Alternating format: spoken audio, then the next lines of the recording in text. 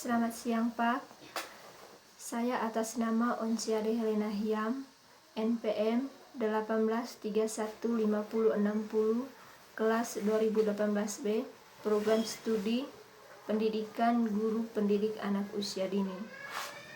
Saya akan menjawab pertanyaan-pertanyaan UAS. Yang pertama, konstruktivisme berasal dari suatu filsafat pengetahuan yang memiliki anggapan bahwa pengetahuan adalah hasil dari konstruksi atau bentukan manusia itu sendiri. Bagian A, jelaskan secara ilmiah pernyataan tersebut. Secara ilmiah, konstruktivisme merupakan aliran filsafat pengetahuan yang berpendapat bahwa pengetahuan merupakan hasil konstruksi dari orang yang sedang belajar. Artinya, setiap orang membentuk pengetahuannya sendiri.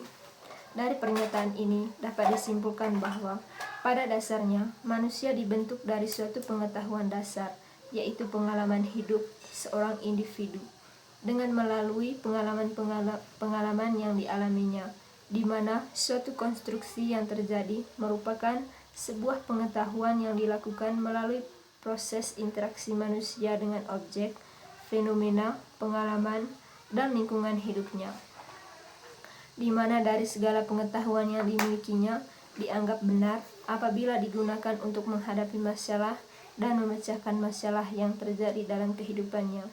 Jadi, seperti dalam teori belajar konstruktivisme yang menjelaskan bahwa dunia dapat dikonstruksi secara mental dan dalam banyak cara. Artinya bahwa segala pengetahuan yang dimiliki manusia mampu menciptakan suatu tatanan kehidupannya melalui pengalaman dan lingkungannya. Yang ke-B, penerapan teori konstruktivisme dalam pembelajaran anak usia dini. Dalam penerapan konstruktivisme dalam pembelajaran anak usia dini, berdasarkan belajar konstruktivisme bahwa pengetahuan tidak dapat dipindahkan begitu saja dari pikiran guru ke pikiran manusia. Artinya bahwa siswa harus aktif secara mental, membangun struktur pengetahuannya berdasarkan kematangan kognitif yang dimilikinya. Kita sebagai pendidik membiarkan anak belajar dengan menjelajahi dunianya sendiri, atau membiarkan anak untuk bermain sambil belajar. Contohnya, anak bermain layang-layang dan pendidik memintanya mengamati layang-layang tersebut, kemudian memberikan pertanyaan tentang layang-layang tersebut. Apabila anak itu mampu menjelaskan bagian-bagian dari layang-layangan tersebut, berarti proses interaksi konstruktivisme dalam proses perkembangan kognitifnya sangat baik. Yang kedua, kajian dan analisis tentang hakikat teori humanistik dan penerapannya dalam pembelajaran anak usia dini. Yang pertama, kajian dan analisis tentang hakikat teori humanistik. Konsep teori humanistik yaitu proses memanusiakan manusia, di mana seorang individu diharapkan dapat mengaktualisasikan diri. Artinya, manusia dapat menggali kemampuannya sendiri untuk diterapkan dalam lingkungan.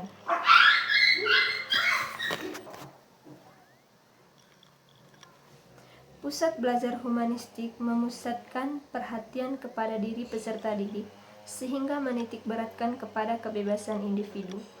Hal yang penting dalam teori ini adalah harus adanya motivasi yang diberikan agar peserta didik dapat belajar dengan baik.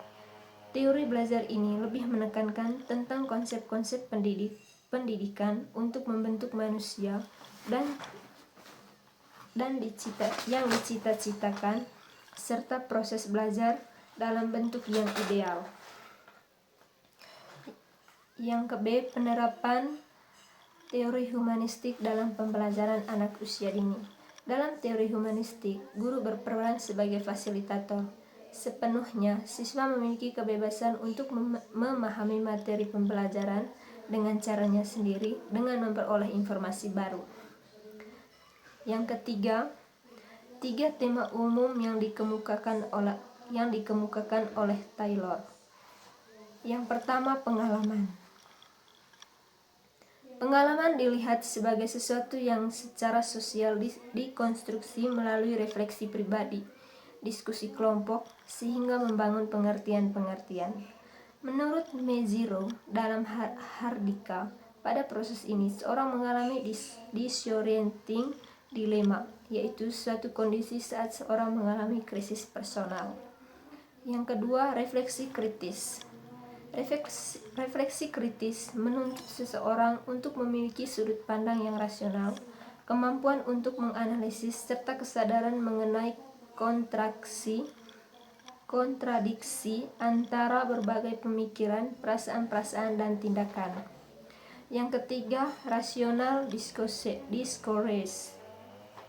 merupakan media penting untuk mengenal dan mengembangkan perubahan, digunakan ketika seseorang memiliki alasan untuk menanyakan keutuhan, kebenaran, ketepatan, dan keaslian dari suatu pernyataan.